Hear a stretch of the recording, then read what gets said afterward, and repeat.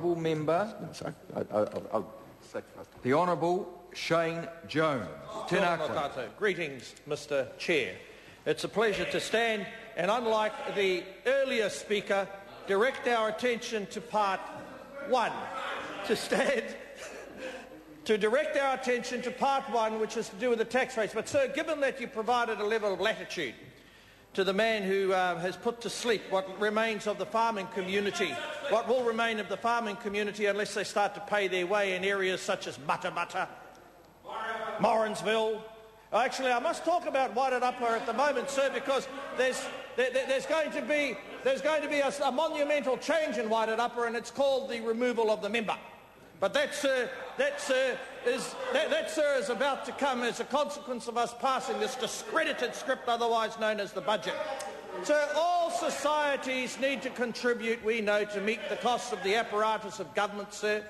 All societies need to contribute to meet the costs of any vision, any aspiration, etc., that a government seeks to implement, although, sir, this government is devoid, despite its rhetoric, of that aspiration or vision. But, sir, what we really have been concerned about, and we're going to repeat it, and John Key invited, sir, this side of the House to meet him in the hustings. We can't wait for it to begin.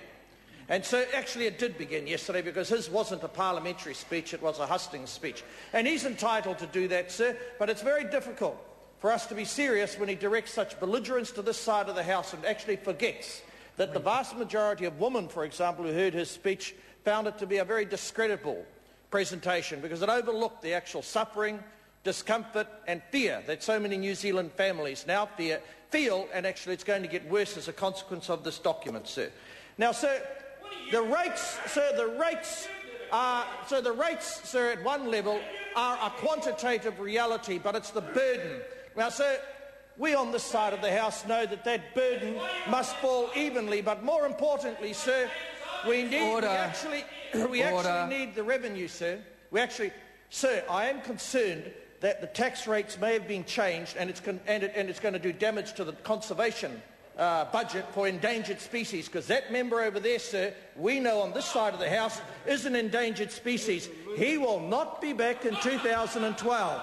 He will not be Trevor Mallard, sir, and as they get to the end of their list, he's going to drop off. So, Paul, UB40 for you. Order.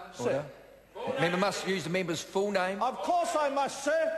Unfortunately, I was borrowing a biblical expression where Peter pays and robs Paul. That's all I was doing, sir. I wasn't taking in vain either the name of this fearless champion, sir, of the vanquished. Unfortunately, sir, when he hopped in the limo, he's forgotten about them. I was just talking about the new status for Paul Quinn, which is actually, Mr. Quinn, is unemployment. But let me come back, sir.